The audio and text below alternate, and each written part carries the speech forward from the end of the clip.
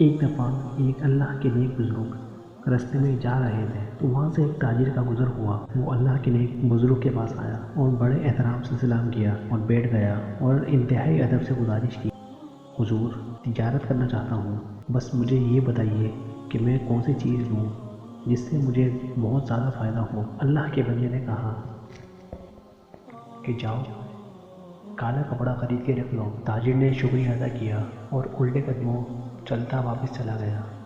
جا کر اس نے ہر جگہ سے کالا کپڑا خرید لیا۔ کچھ دنوں بعد شہر کے سب سے زیادہ امیر آدمی کا انتقال ہو گیا۔ لوگ چاہتے تھے کالے کپڑے پہنیں، لیکن کہیں بھی ان کو کالا کپڑا نہیں مل رہا تھا۔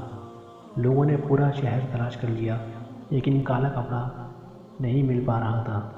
جب اس تاجر نے دیکھا کہ کالا کپڑا مجھ سے لوگ منہ مانگے داموں میں لیں گے تو اس نے کالا کپڑا نکالا اور منہ مانگے داموں میں بیچنا شروع کر دیا، جس سے اس تاجر کو بہت زیادہ منافع ہوا اور وہ شہر کا امیر آدمی بن گیا۔ امیر ہونے کے بعد غرور اور تکبر نے اسے گھیر لیا۔ وہ ہر کسی سے غرور اور تکبر سے بات کرتا۔ اخلاق اور تمیز اس آدمی میں ختم ہو چکی تھی۔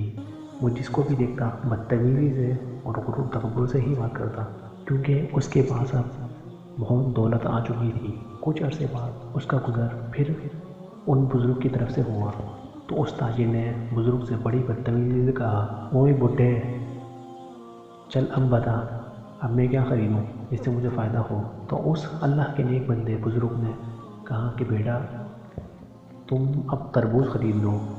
وہ بھاگا گیا اور پورے ملک کے تربوز خرید کے اپنے پاس رکھ لیے۔ ایک ہفتے کے اندر سارے تربوز خراب ہو گئے، جس کی وجہ سے اس کی ساری دولت برباد ہو گئی اور وہ بیچارہ محتاج ہو گیا۔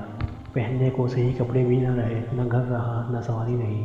بیچارہ روتے دھوتے پھر ان بزرگ کے پاس جا پہنچا اور روتے ہوئے کہنے لگا کہ بابا یہ آپ نے میرے ساتھ کیا کیا؟ تو ان بزرگوں نے کہا کہ بیٹا میں نے کچھ نہیں کیا، بلکہ یہ تیرے لہجے نے اور تیرے الفاظ نے کیا ہے۔ جب تو نے مجھ سے ادب سے پوچھا تو مالا مال ہو گیا، اور جب تو نے گستاخی کی تو کنگال ہو گیا۔ تو اسی وجہ سے کہتے ہیں بیٹا با ادب با نصیب، بے ادب بے نصیب۔